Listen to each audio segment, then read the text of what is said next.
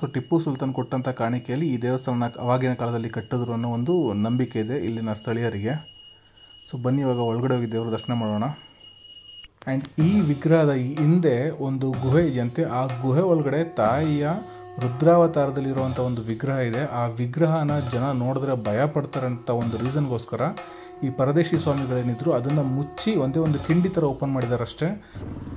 ನಮಸ್ಕಾರ ಗೆಳೆಯರೆ, ತುಂಬ ದಿನ ಗ್ಯಾಪ್ ಆದಮೇಲೆ ಇವತ್ತು ಮತ್ತೊಂದು ಹೊಸ ವೀಡಿಯೋದೊಂದಿಗೆ ನಿಮ್ಮ ಮುಂದೆ ಬಂದಿದ್ದೀನಿ. ಇವತ್ತು NS200 ತೊಗೊಂಡು ಹೋಗ್ತಾಯಿದ್ದೀನಿ. ಇಷ್ಟು ದಿನ ಯೂಶ್ವಲಾಗಿ ನಾನು ಹೊಂಡಾ ಹೈನೆಸ್ ತೊಗೊಂಡು ಹೋಗ್ತಾಯಿದ್ದೀನಿ, CB350 ತೊಗೊಂಡು. ಬಟ್ ಇವತ್ತು ಫ್ರೆಂಡ್ದು NS200 ತೊಗೊಂಡು ಹೋಗ್ತಾಯಿದ್ದೀನಿ. ಆ್ಯಂಡ್ ಎಲ್ಲಿಗೆ ಹೋಗ್ತಾಯಿದ್ದೀನಿ ಅಂತ ಹೇಳಿದ್ರೆ ಒಂದು ಸಿಕ್ಕಾಪಟ್ಟೆ ಪವರ್ಫುಲ್ ಆಗಿರುವಂಥ ಒಂದು ದೇವಸ್ಥಾನ ಕರ್ಕೊಂಡು ಹೋಗ್ತಾಯಿದ್ದೀನಿ. ಇದು ಬಂದ್ಬಿಟ್ಟು ಕಾಳಿಕಾಂಬಾ ದೇವಿಯ ದೇವಸ್ಥಾನ, ಕಾಳಿಕಾದೇವಿ ಅಂತ ಕೂಡ ಕರೀತಾರೆ. ಇದರ ಮೂಲ ಸ್ಥಾನ ಬಂದ್ಬಿಟ್ಟು ಶಿರಸಾಂಗಿಯ ಕಾಳಿಕಾದೇವಿ, ಅಲ್ಲಿರೋದು ಮೂಲ ಸ್ಥಾನ. ಅದೇ ದೇವರನ್ನ ಇಲ್ಲಿ ಪ್ರತಿಷ್ಠಾಪನೆ ಮಾಡಿದರೆ. ಆ್ಯಂಡ್ ಇದನ್ನು ಪ್ರತಿಷ್ಠಾಪನೆ ಮಾಡಿದವ್ರು ಬಂದ್ಬಿಟ್ಟು ಪರದೇಶಿ ಸ್ವಾಮಿಗಳು ಅಂತ. ಇಲ್ಲಿ ಬಂಡೆಯ ಕೆಳಗಡೆ ಅಂದರೆ ಒಂದು ಚಿಕ್ಕದ ಒಂದು ಗುಹೆ ಥರ ಇದೆ. ಆ ಗುಹೆ ಒಳಗಡೆ ಕಾಳಿಕಾದೇವಿಯ ಮೂರ್ತಿ ಇದೆ. ಬರೀ ಕಾಳಿಕಾದೇವಿ ಅಷ್ಟೇ ಅಲ್ಲ, ಹರಿಹರೇಶ್ವರ ದೇವರು ಇದೆ ಮತ್ತು ಒಂದು ಶಿವನ ಲಿಂಗ ಕೂಡ ಇದೆ. ಈ ದೇವಸ್ಥಾನ ಎಲ್ಲಿರೋದು ಅಂತ ಹೇಳಿದ್ರೆ ತುಮಕೂರು ಡಿಸ್ಟಿಕ್ಕು, ತಿಪ್ಟೂರು ತಾಲೂಕು, ಹೊನ್ನವಳ್ಳಿ ಗ್ರಾಮದ ಹತ್ರ ಬರೋ ಬಳವನೇರಳು ಅನ್ನೋ ಊರಿನ ಹತ್ರ ಇದೆ ಇದು. ಇದನ್ನು ಕಾಳಮ್ಮನ ಬೆಟ್ಟ ಅಂತಲೇ ಕರೀತಾರೆ. ಕಾಳಮ್ಮನ ಬೆಟ್ಟ ಅಂತಲೇ ಫೇಮಸ್ಸು ಈ ಜಾಗ ಬಂದ್ಬಿಟ್ಟು. ಹಾಗೆ ಇಲ್ಲೊಂದು ಶ್ರೀ ರಂಗನಾಥ ಸ್ವಾಮಿಯ ದೇವಸ್ಥಾನ ಇದೆ. ಆ ದೇವಸ್ಥಾನಕ್ಕೆ ಅದರದೇ ಆದಂಥ ಒಂದು ಹಿನ್ನೆಲೆ ಇದೆ ಮತ್ತು ಒಂದು ವಿಶೇಷತೆ ಇದೆ. ಆ ವಿಶೇಷತೆ ಏನು ಅಂತ ನಾನು ಆ ದೇವಸ್ಥಾನದ ಹತ್ತಿರ ಹೋದ್ಮೇಲೆ ವಿವರಿಸ್ತೀನಿ. ಆಲ್ಮೋಸ್ಟ್ ಇನ್ನೇನು ದೇವಸ್ಥಾನದ ಹತ್ರ ರೀಚ್ ಆಗಿದ್ದೀವಿ. ಇಲ್ಲಿಂದ ರೈಟ್ ತೊಗೊಂಡು ಹೋದರೆ ನಮಗೆ ದೇವಸ್ಥಾನ ಸಿಗುತ್ತೆ. ಇಲ್ಲಿ ದೇವಸ್ಥಾನಕ್ಕೆ ಹೋಗೋದಕ್ಕಿಂತ ಮುಂಚೆ ಯಾರೇ ಬಂದರೂ ಕೂಡ ಇಲ್ಲೊಂದು ಕೆರೆ ಇದೆ, ಅದನ್ನು ಅಯ್ಯನ ಕೆರೆ ಅಂತ ಕರೀತಾರೆ. ಆ ಕೆರೆಗೆ ಹೋಗಿ ಕೈಕಾಲು ತೊಳ್ಕೊಂಡು ಇಲ್ಲ ಅಥವಾ ಸ್ನಾನ ಮಾಡ್ಕೊಂಡಿದ್ರೆ ಸ್ನಾನ ಮಾಡಿಕೊಂಡು ಅದಾದಮೇಲೆ ಬಂದಿಲ್ಲಿ ತಾಯಿಯ ದರ್ಶನ ಮಾಡಬೇಕು ಅಂತ ಹೇಳ್ತಾರೆ. ಹಾಗಾಗಿ ನಾವು ಕೂಡ ಫಸ್ಟ್ ಅಯ್ಯನ ಕೆರೆಗೆ ಹೋಗ್ಬಿಟ್ಟು ಆಮೇಲೆ ದೇವಸ್ಥಾನಕ್ಕೆ ಹೋಗೋಣ ಅಂತ ಪ್ಲ್ಯಾನ್ ಹಾಕೊಂಡು ಬರ್ತಾಯಿದ್ದೀವಿ. ಇಲ್ಲೇ ಗಾಡಿನ ಪಾರ್ಕ್ ಮಾಡ್ಕೊಂಬಿಟ್ಟು ಕೆರೆ ಹತ್ರ ಹೋಗಿ ಬರೋಣ. ಯಾರ್ಯಾರು ಫಸ್ಟ್ ಟೈಮ್ ನಾನು ವೀಡಿಯೋ ನೋಡ್ತಾ ಇದ್ದೀರಾ ದಯವಿಟ್ಟು ಸಬ್ಸ್ಕ್ರೈಬ್ ಮಾಡಿ, ಸಪೋರ್ಟ್ ಮಾಡಿ, ಹಾಗೆ ನಿಮ್ಮ ಫ್ರೆಂಡ್ಸ್ ಜೊತೆ ಶೇರ್ ಮಾಡಿ. ಇದಕ್ಕೂ ಮುಂಚೆ ವೀಡಿಯೋ ನೋಡಿ ಸಬ್ಸ್ಕ್ರೈಬ್ ಮಾಡಿಲ್ಲ ಅಂತ ಹೇಳಿದ್ರೆ ದಯವಿಟ್ಟು ಈ ವಿಡಿಯೋ ಪೂರ್ತಿ ನೋಡಿ, ಹಾಗೆ ನನ್ನ ಸಪೋರ್ಟ್ ಮಾಡೋದು ಮಾತ್ರ ಮರಿಬೇಡಿ. ಇದೇ ಅಯ್ಯನ ಕೆರೆ. ಇಲ್ಲಿ ಯಾವುದೇ ಚರ್ಮ ರೋಗ ಆಗಿರಲಿ ಅಥವಾ ಬೇರೆ ಏನಾದರೂ ಒಂದು ಹರಕೆ ಆಗಿರಲಿ, ದೇವ್ರ ಹತ್ರ ನೀವೇನಾದ್ರು ಹರಕೆ ಕಟ್ಕೊಂಡ್ರೆ ಇಲ್ಲಿ ಬಂದ್ಬಿಟ್ಟು ಈ ನೀರಲ್ಲಿ ನೀವು ಸ್ನಾನ ಮಾಡಿ ನೀವು ದೇವರ ದರ್ಶನ ಮಾಡಿದ್ರೆ ನೀವೇನು ಅನ್ಕೊತೀರೋ ಮನಸ್ಸಲ್ಲಿ ಅದೆಲ್ಲ ಆಗುತ್ತೆ ಅನ್ನೋ ಒಂದು ನಂಬಿಕೆ ಇದೆ. ಮತ್ತು ಇನ್ನೊಂದೇನಪ್ಪ ಅಂತ ಹೇಳಿದ್ರೆ ಈ ಅಯ್ಯನ ಕೆರೆ ಒಳಗಡೆ ಒಂದು ಕಂಚಿನ ತೇರು ಮುಳುಗಿದೆಯಂತೆ. ಪರದೇಶಿ ಸ್ವಾಮಿಗಳು ಇದ್ದಾಗಲೇ ಆವಾಗ ಒಂದು ಕಂಚಿನ ತೇರು ಈ ಕೆರೆ ಒಳಗಡೆ ಮುಳುಗಿದೆಯಂತೆ. ಆಗಿನ ಕಾಲದಲ್ಲಿ ಪರದೇಶಿ ಸ್ವಾಮಿಗಳು ಈ ಗುಹೆಯಲ್ಲಿರುವಂಥ ಒಂದು ಕಾಳಿಕಾದೇವಿಯ ಪೂಜೆ ಮಾಡಿ ತನ್ನ ಶಿಷ್ಯರಿಗೆ ನಾನು ವಾಪಸ್ ಬರೋವರೆಗೂ ವಾದ್ಯಗೋಷ್ಠಿನ ಮಾಡ್ತಾನೆ ಇರಬೇಕು ಅಂತ ಹೇಳಿ ಈ ಅಯ್ಯನ ಕೆರೆಗೆ ಬಂದು ಮಧ್ಯದಲ್ಲಿ ಬಾಳೆ ಎಲೆ ಹಾಕಿ ಅಲ್ಲಿ ಕೂತು ಧ್ಯಾನ ಮಾಡ್ತಾಯಿದ್ರಂತೆ. ಆ ಧ್ಯಾನ ಮುಗಿಸ್ಕೊಂಡು ವಾಪಸ್ ಹೋಗೋವರೆಗೂ ದೇವಸ್ಥಾನದಲ್ಲಿ ವಾದ್ಯಗೋಷ್ಠಿ ನಡೀತಾನೆ ಇರ್ತಾಯಿತ್ತಂತೆ. ಇವಾಗ ಸ್ವಲ್ಪ ನೀರು ಕಡಿಮೆ ಇದೆ ಈ ಅಯ್ಯನ ಕೆರೆಯಲ್ಲಿ. ನೀರು ಬಂದರೆ ಅಲ್ಲಿ ಒಂದು ಕಲ್ಲಿನ ಮಂಟಪ ಕಾಣಿಸ್ತದೆ, ಅಲ್ಲಿ ಗಂಟ ನೀರು ಹೋಗುತ್ತೆ, ಅದಕ್ಕಿಂತ ಮೇಲೂ ಹೋಗ್ಬೋದು. ಆ್ಯಂಡ್ ಇಲ್ಲಿ ಬೇರೆ ಬೇರೆ ಊರುಗಳಿಂದ ಅಥವಾ ಬೇರೆ ಬೇರೆ ದೇವರುಗಳು ಬಂದು ಇಲ್ಲಿ ಪುಣ್ಯ ಸ್ನಾನ ಅಂತ ಮಾಡ್ತಾರೆ ದೇವರುಗಳಿಗೆ. ಸೊ ಅದು ಬಂದಾಗ ಈ ಕಲ್ಲಿನ ಮಂಟಪ ಏನಿದೆ ಅಲ್ಲೇ ಆ ಪುಣ್ಯ ಸ್ನಾನವನ್ನು ಮಾಡ್ತಾರೆ ಅಂತ ಹೇಳಿದ್ರು. ಸದ್ಯಕ್ಕೆ ಇವಾಗಂತೂ ಫುಲ್ಲು ಬಂಡೆಗಳೆಲ್ಲ ಕಾದು ನಿಂತುಬಿಟ್ಟಿದೆ ಬಿಸಿಲಿಗೆ. ಈಗ ದೇವಸ್ಥಾನ ಹತ್ರ ಹೋಗಿ ಅಲ್ಲಿರೋ ದೇವರುಗಳ ದರ್ಶನ ಮಾಡೋಣ. ಬೇರೆ ಬೇರೆ ದೇವರುಗಳಿದೆ, ಅದೆಲ್ಲ ತೋರಿಸ್ತೀನಿ. ದೇವಸ್ಥಾನದ ಬಳಿ ಬಂದಾಗ ನಮಗೆ ಫಸ್ಟು ಸಿಗೋವಂಥದ್ದು ಶ್ರೀ ಪರದೇಶಿ ಸ್ವಾಮಿಗಳ ಗದ್ದುಗೆ ಮತ್ತು ಶ್ರೀ ಸೂರ್ಯನಾರಾಯಣ ಸ್ವಾಮಿಗಳ ಗದ್ದುಗೆ. ಬನ್ನಿ ಹೋಗಿ ನೋಡ್ಕೊಂಬರೋಣ ಅದನ್ನ. ನಮ್ಮ ಬಲಭಾಗಕ್ಕೆ ಏನು ಕಾಣಿಸ್ತದೆ ಅದು ಶ್ರೀ ಪರದೇಶಿ ಸ್ವಾಮಿಗಳ ಗದ್ದುಗೆ. ಇಲ್ಲಿ ಪರದೇಶಿ ಸ್ವಾಮಿಗಳು ಜೀವಂತ ಸಮಾಧಿಯಾಗಿದ್ದಾರೆ ಅಂತ ಹೇಳ್ತಾರೆ. ಪರದೇಶಿ ಸ್ವಾಮಿಗಳು ಆವಾಗ ಈ ಕಾಳಿಕಾಂಬೆಯ ಆರಾಧಕರಾಗಿದ್ದರಿಂದ ಇವರು ಬೇಯಿಸಿದಂಥ ಆಹಾರಗಳನ್ನ ತಿಂತಾ ಇರಲ್ಲ. ಇವರು ತಿಂತಾಯಿದ್ದು ಬರೀ ಹಸಿ ಪದಾರ್ಥಗಳನ್ನು ಮಾತ್ರ ತಿಂತಾಯಿದ್ರು. ಕಾರಣಾಂತರಗಳಿಂದ ಕಾಳಿಕಾದೇವಿ ಶ್ರೀ ಪರದೇಶಿ ಸ್ವಾಮಿಯವ್ರನ್ನ ಅಗ್ನಿಕುಂಡಕ್ಕೆ ಹಾಕಿಬಿಡ್ತಾರೆ. ಆಗ ಪರದೇಶಿ ಸ್ವಾಮಿಯವರು ತನ್ನ ಶಿಷ್ಯರಿಗೆ ಹೇಳ್ತಾರೆ, ನನ್ನನ್ನು ಹೀಗೆ ತಗೊಂಡೋಗಿ ಜೀವಂತ ಸಮಾಧಿ ಮಾಡಿ ಮುಂದೊಂದು ದಿನ ನಾನು ಮತ್ತೆ ಹುಟ್ಟಿ ಬರ್ತೀನಿ ಅಂತ ಹೇಳಿ ಶಿಷ್ಯರಿಗೆ ತಾವು ಇಲ್ಲೇ ಜೀವಂತ ಸಮಾಧಿ ಆಗ್ತಾರೆ. ಅವರು ಜೀವಂತ ಸಮಾಧಿ ಆಗಿ ಎಷ್ಟೋ ವರ್ಷಗಳ ನಂತರ ಮತ್ತೊಮ್ಮೆ ಸೂರ್ಯನಾರಾಯಣ ಸ್ವಾಮಿ ಅನ್ನೋ ಹೆಸರಿನಲ್ಲಿ ಹುಟ್ಟಿ ಬಂದರು ಅಂತ ಇಲ್ಲಿನ ಜನಗಳ ನಂಬಿಕೆ. ಇವರು ಇಲ್ಲಿ ಹೇಗೆ ಬಂದರು ಅಂತ ಹೇಳಿದ್ರೆ ಒಂದು ಕಾಲದಲ್ಲಿ ಸೂರ್ಯನಾರಾಯಣ ಸ್ವಾಮಿಯವರ ತಂದೆ ತಾಯಿಗೆ ಮಕ್ಕಳಿರೋದಿಲ್ಲ. ಅವರು ಬಂದು ಇಲ್ಲಿ ಕಾಳಮ್ಮನ ಹತ್ರ ಹರಕೆ ಹೊತ್ಕೊಂಡು ಹೋಗ್ತಾರೆ. ಈ ಥರ ನನಗೆ ಮಕ್ಕಳಾದರೆ ಅದರಲ್ಲಿ ಒಂದು ಮಗುನ ನಿನ್ನ ಸೇವೆಗೆ ಅಂತ ಬಿಡ್ತೀನಿ ಅಂತ. ಆದರೆ ಮಕ್ಕಳಾದ ಮೇಲೆ ಅವ್ರ ತಂದೆ ತಾಯಿ ಹರಕೆನ ಮರ್ತೋಗ್ತಾರೆ. ಒಂದು ದಿನ ಹೀಗೆ ಪೂಜೆಗೆ ಅಂತ ಬಂದಾಗ ಆ ಮಗು, ಮೂರನೇ ಮಗು ಏನಿರುತ್ತೆ ಅದು ಹೇಳುತ್ತೆ, ನಾನು ಇಲ್ಲೇ ಉಳ್ಕೊತೀನಿ, ನಾನು ಇಲ್ಲೇ ಸನ್ಯಾಸಿಯಾಗಿ ಉಳ್ಕೊತೀನಿ ಅಂತ ಹೇಳುತ್ತೆ. ಆಗ ಕಾಳಿಕಾದೇವಿ ಒಬ್ಬರು ಮೈ ಮೇಲೆ ಬಂದು ಹೇಳುತ್ತೆ, ನೀವು ಮಾಡಿದಂಥ ಹರಕೆ ನೀವು ಮರ್ತೋಗಿದ್ದೀರ, ಸೊ ಇನ್ಮೇಲೆ ಈ ಮಗು ನನ್ನ ಸೇವೆಗೆ ಅಂತಲೇ ಇಲ್ಲೇ ಇರುತ್ತೆ ಅಂತ ಹೇಳುತ್ತೆ. ಸೊ ಬನ್ನಿ ಇವಾಗ ದೇವಸ್ಥಾನದ ಒಳಗಡೆ ಹೋಗೋಣ. ಇಲ್ಲಿ ಸುಮಾರು ಒಂದು 4-5 ದೇವರುಗಳು ಸಿಗ್ತಾರೆ ನಮಗೆ ನೋಡೋದಕ್ಕೆ. ನೀವು ಸ್ಟ್ರೈಟಾಗಿ ಮೇಲ್ಗಡೆ ಒಂದು ಬಂಡೆ ಮೇಲೆ ನೋಡ್ಬೋದು, ಅಲ್ಲೊಂದು ದೇವಸ್ಥಾನ ಇದೆ. ಅದು ಬಂದ್ಬಿಟ್ಟು ಶ್ರೀ ರಂಗನಾಥ ಸ್ವಾಮಿಯ ದೇವಸ್ಥಾನ. ಮತ್ತು ನಮ್ಮ ಎಡಭಾಗಕ್ಕೆ ಇಲ್ಲಿರೋದು ಕಾಳಿಕಾದೇವಿಯ ದೇವಸ್ಥಾನ, ಮತ್ತು ಬಲಭಾಗದಲ್ಲಿರೋದು ಶ್ರೀ ಕಾಲಭೈರವೇಶ್ವರ ಸ್ವಾಮಿಯ ದೇವಸ್ಥಾನ. ಸೊ ಫಸ್ಟು ನಾವು ಕಾಲಭೈರವೇಶ್ವರನ ದರ್ಶನ ಮಾಡ್ಕೊಂಡು ಬರೋಣ. ಇಲ್ಲಿ ನಮಗೆ ಎಡಗಡೆ ಇರುವಂಥದ್ದು ಶ್ರೀ ಕಾಲಭೈರವೇಶ್ವರ ಸ್ವಾಮಿ, ಮತ್ತು ಬಲಗಡೆ ಇರುವಂಥದ್ದು ನಂದಿ ವಿಗ್ರಹ. ನಂದಿ ಏನಪ್ಪ ಶಿವನ ಮುಂದೆ ಇರಬೇಕು, ಇದನ್ನು ಪಕ್ಕದಲ್ಲಿ ಇದೆಯಲ್ಲ, ಕಾಲಭೈರವೇಶ್ವರನ ಪಕ್ಕದಲ್ಲಿ ಇದೆಯಲ್ಲ ಅಂತ ಅಂದ್ಕೊಂಡ್ರೆ ನಾನು ಹೇಳ್ತೀನಿ ಮುಂದೆ ಈ ನಂದಿ ಯಾರ ಮುಂದೆ ಕೂತಿದೆ ಅಂತ ನಿಮಗೆ ತೋರಿಸ್ತೀನಿ ಅದನ್ನು ಕೂಡ. ಇಲ್ಲಿರುವಂಥ ಶ್ರೀ ಕಾಲಭೈರವೇಶ್ವರ ಸ್ವಾಮಿ ಮತ್ತು ಮೇಲ್ಗಡೆ ದೇವಸ್ಥಾನದಲ್ಲಿ ಇರುವಂಥ ಶ್ರೀ ರಂಗನಾಥ ಸ್ವಾಮಿ ಮತ್ತು ಚೌಡಮ್ಮ ಅಂತ ಇದೆ.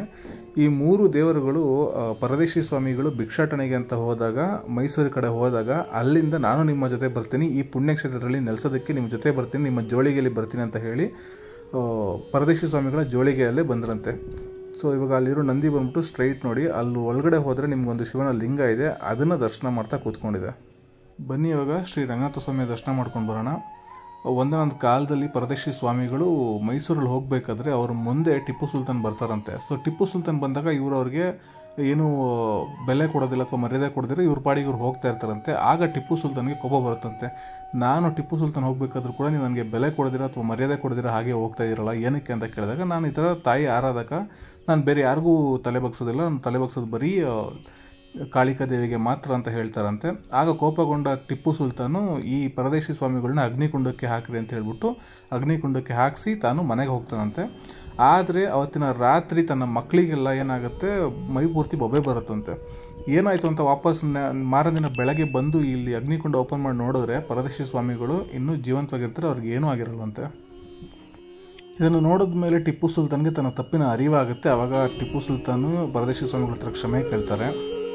ಅದಾದಮೇಲೆ ಈ ದೇವಸ್ಥಾನ ಕಟ್ಟೋದಕ್ಕೆ ಅವರೇ ಕೂಡ ಕಾಣಿಕೆಯನ್ನು ಕೊಟ್ಟು ಕಳಿಸ್ತಾರಂತೆ. ಸೊ ಟಿಪ್ಪು ಸುಲ್ತಾನ್ ಕೊಟ್ಟಂಥ ಕಾಣಿಕೆಯಲ್ಲಿ ಈ ದೇವಸ್ಥಾನ ಅವಾಗಿನ ಕಾಲದಲ್ಲಿ ಕಟ್ಟಿದ್ರು ಅನ್ನೋ ಒಂದು ನಂಬಿಕೆ ಇದೆ ಇಲ್ಲಿನ ಸ್ಥಳೀಯರಿಗೆ. ಸೊ ಬನ್ನಿ ಇವಾಗ ಒಳಗಡೆ ಹೋಗಿ ದೇವರ ದರ್ಶನ ಮಾಡೋಣ. ಸಾಮಾನ್ಯವಾಗಿ ನಾವೆಲ್ಲ ಕಡೆ ರಂಗನಾಥ ಸ್ವಾಮಿನ ಮಲಗಿರೋದು ಜಾಸ್ತಿ ನೋಡ್ತೀವಿ, ಬಟ್ ಇಲ್ಲಿರೋ ರಂಗನಾಥ ಸ್ವಾಮಿ ನಿಂತಿರುವಂಥ ಶಿಲೆ ಆಗಿದೆ.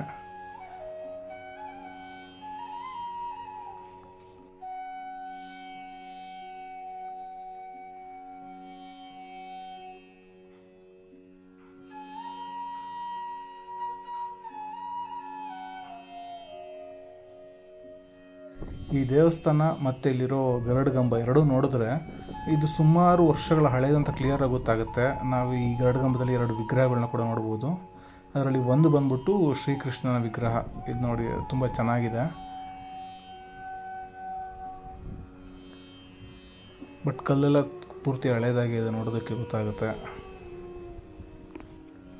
ದೇವಸ್ಥಾನ ಸುತ್ತಮುತ್ತ ಒಳ್ಳೆ ವ್ಯೂ ಇದೆ, ನೋಡೋದಕ್ಕೂ ತುಂಬ ಚೆನ್ನಾಗಿ ಕಾಣಿಸುತ್ತೆ ಮತ್ತು ತುಂಬ ಕ್ಲೀನಾಗೂ ಇದೆ. ಇಲ್ಲಿಂದ ನಿಂತ್ಕೊಂಡು ನೋಡಿದ್ರೆ ಸನ್ಸೆಟ್ ಮತ್ತು ಸನ್ರೈಸ್ ಎರಡೂ ಕೂಡ ತುಂಬ ಚೆನ್ನಾಗಿ ಕಾಣಿಸುತ್ತೆ ಅಂತ ಕೆಲವೊಬ್ಬರು ಹೇಳಿದ್ರು ಇಲ್ಲಿ. ಬಟ್ ಇವಾಗ ಸನ್ಸೆಟ್ ನೋಡೋಷ್ಟು ಟೈಮ್ ಇಲ್ಲ, ಬಟ್ ಪ್ಲೇಸ್ ಮಾತ್ರ ತುಂಬ ಚೆನ್ನಾಗಿದೆ. ಇಲ್ಲಿಂದ ಇಲ್ಲಿ ಬಂಡೆ ಮೇಲೆ ಆಂಜನೇಯ ಸ್ವಾಮಿಯ ಒಂದು ಕೆತ್ತನೆಯನ್ನು ಮಾಡಿ ಅಲ್ಲೇ ಒಂದು ಚಿಕ್ಕದಾಗಿ ಕಲ್ಲೆಲ್ಲ ಹಾಕಿ ಒಂದು ಗುಡಿ ಥರ ಮಾಡಿದ್ದಾರೆ. ನಾನು ಸುಮಾರಾಗಿ ಹೋಗಿದ್ದ ಕಡೆ ಬಂದಿದ್ದ ಕಡೆ ಎಲ್ಲ ಬಂಡೆ ಮೇಲೆ ಈ ಅಮರ ಪ್ರೇಮಿಗಳ ಕೆತ್ತನೆಗಳನ್ನ ನೋಡಿ ನೋಡಿ ನೋಡಿ ಬೇಜಾರಾಗ್ಬಿಟ್ಟಿತ್ತು. ಇದೊಂದು ಆಂಜನೇಯ ಸ್ವಾಮಿಯ ವಿಗ್ರಹನ ಕೆತ್ತನೆ ಮಾಡೋದು ನೋಡಿ ತುಂಬ ಖುಷಿ ಆಯಿತು ನನಗಂತೂ. ಇಲ್ಲ ಬೇರೆ ಎಲ್ಲಾದರೂ ಕೂಡ ಬರೀ ಇನ್ಷಿಯಲ್ಸ್ ಅದು ಇದು ಕೆತ್ತಿರ್ತಾಯಿದ್ರು. ಇಲ್ಲಿ ಬಂಡೆ ಮೇಲೆ ಕೆಲವೊಂದು ರೌಂಡಾಗಿ ಕೆತ್ತನೆ ಮಾಡಿದ್ದಾರೆ. ಇದು ಆವಾಗಿನ ಕಾಲದಲ್ಲಿ ಊಟ ಮಾಡೋದಕ್ಕೆ ಯೂಸ್ ಮಾಡ್ತಾಯಿದ್ರು ಅಂತ. ಇಲ್ಲಿ ಪ್ಲೇಟ್ ಥರ ಅದನ್ನೇ ಯೂಸ್ ಮಾಡ್ತಾಯಿದ್ರು ಅಂತ ಹೇಳಿದ್ರು. ಈಗ ನಾವು ಹೋಗ್ಬಿಟ್ಟು ದ ಮೋಸ್ಟ್ ಪವರ್ಫುಲ್ ಕಾಳಿಕಾಂಬ ದೇವಿಯ ದರ್ಶನವನ್ನು ಮಾಡೋಣ. ಹಾಗೆ ಆ ದೇವಸ್ಥಾನದ ಒಳಗಡೆ ಇನ್ನೂ 2 ದೇವರ ವಿಗ್ರಹಗಳಿದೆ, ಅವೆರಡನ್ನೂ ಕೂಡ ನೋಡಿಕೊಂಡು ಬರೋಣ ಬನ್ನಿ. ಈ ದೇವಸ್ಥಾನ ಫುಲ್ ಇಲ್ಲಿ ಗಂಟನೂ ಅದು ಪೂರ್ತಿ ಬಂಡೆ ಕೆಳಗಡೆ ಇರೋದಂತೆ. ಸೊ ಮೇಲ್ಗಡೆ ಮಾತ್ರ ಆ ಥರ ಎಲ್ಲ ಕಟ್ಟಿದ್ದಾರೆ, ಅದು ಬಂಡೆ ಕಾಣಿಸ್ದಿರೋ ಥರ ಆ ಥರ ಕಟ್ಟಿದ್ದಾರೆ, ಬಟ್ ಇದೆಲ್ಲ ಪೂರ್ತಿ ಬಂಡೆನೇ. ಸೊ ನಮಗೆ ಸ್ಟ್ರೈಟಾಗಿ ಫಸ್ಟ್ ನಮಗೆ ಕಾಣಿಸೋದು ಒಂದು ಶಿವಲಿಂಗ. ಆ್ಯಂಡ್ ಇಲ್ಲಿ ನಾವು ತಾಯಿಯವರ ಪಾದುಕೆಗಳನ್ನ ನೋಡ್ಬೋದು, ಅಮ್ಮನವರ ಪಾದುಕೆ. ಈಗ ಒಳಗಡೆ ಹೋಗಿ ದೇವರ ವಿಗ್ರಹಗಳನ್ನ ನೋಡೋಣ.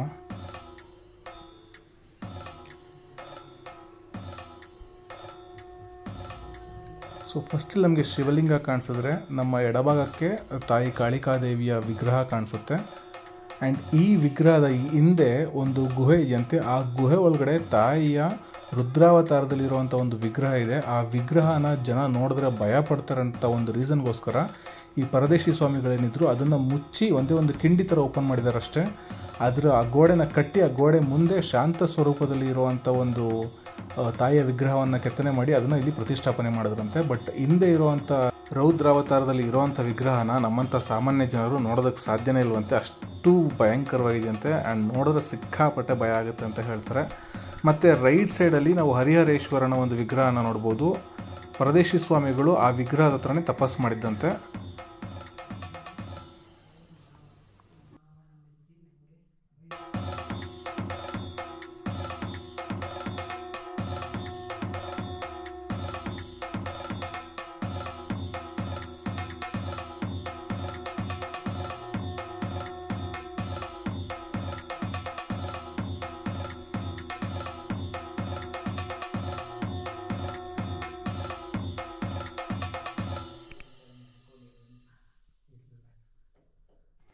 ಆ್ಯಂಡ್ ಇವತ್ತಿಗೂ ಕೂಡ ಈ ಕಾಳಿಕಾದೇವಿಯ ಮುಂದೆ ಗರ್ಭಿಣಿ ಹೆಂಗಸರು ಬರೋ ಹಾಗೆ ಇಲ್ವಂತೆ. ಆ ಥರ ಬಂದು ಆ ಗರ್ಭಿಣಿ ಹೆಂಗಸರ ಮೇಲೆ ದೇವರ ದೃಷ್ಟಿ ಬೀಳಬಾರ್ದು ಅಂತ ಹೇಳ್ತಾರೆ.